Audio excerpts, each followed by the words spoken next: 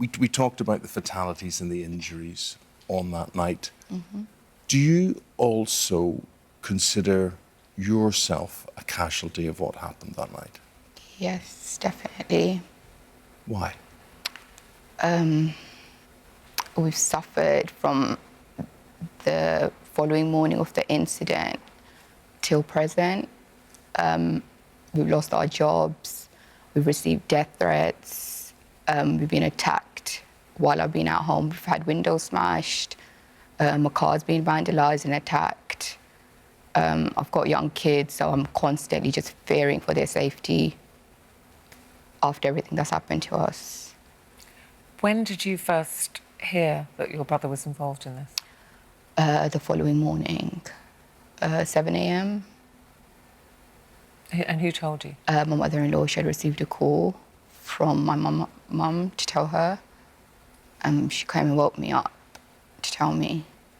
Was it any surprise to you? Did it fit the brother who you knew? I was in shock initially because at the night when the attacks were carried out, I'd got home from work. So when I found out about the incident, I took straight to Facebook writing how these animals are killing innocent people, carrying out such attacks. I had a status up saying I can't even take my kids out onto the street, fearing that a van would just come and mow them down or something. And then the next morning, finding out what had happened, I literally felt like a hypocrite, thinking I've put all these statuses up and I've had a massive slap in the face because people must be thinking it's your brother who's been behind all this. So do you believe people think you and your family maybe knew something about this, that maybe that's what he was planning? We always get that.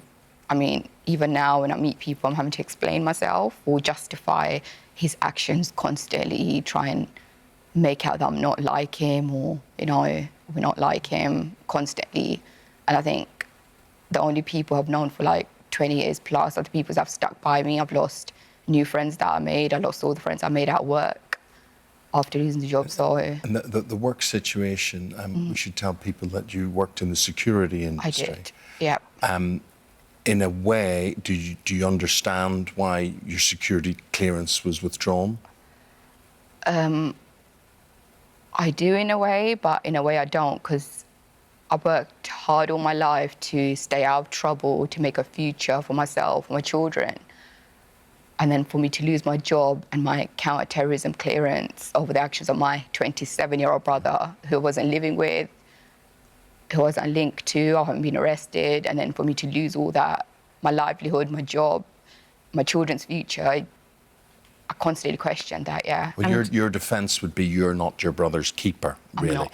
But if you could ask your brother one thing, if you could bring him back, what would you say to him or what would you ask him?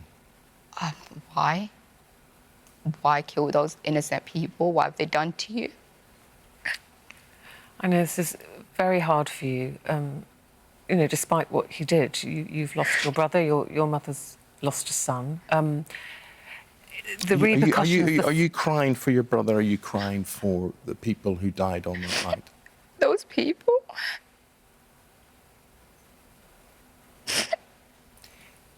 I've got friends who are Christians. I've got friends I can relate to that match up to those victims. And it could have been my friends. It could have been anyone. And he's gone out there and he's killed people who have done nothing to him. For no apparent reason, he's killed them and he hasn't achieved anything as a result. He hasn't achieved anything. He's ruined their life. He's ruined their family's life. He's ruined our lives. He's ruined his children's lives. So... If you had to guess, had his behaviour changed? Had he met people? Was he hanging around with people you didn't like, who were influencing? Would you have any idea what he was thinking? Prior to the attacks, he actually started going in the opposite direction. He shaved his beard off.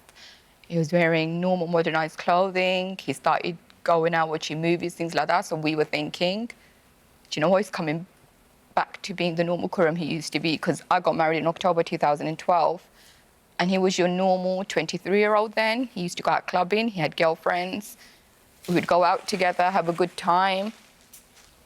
And I noticed that changing in 2013 after I got married and moved away, because I used to come back monthly, every 2 months.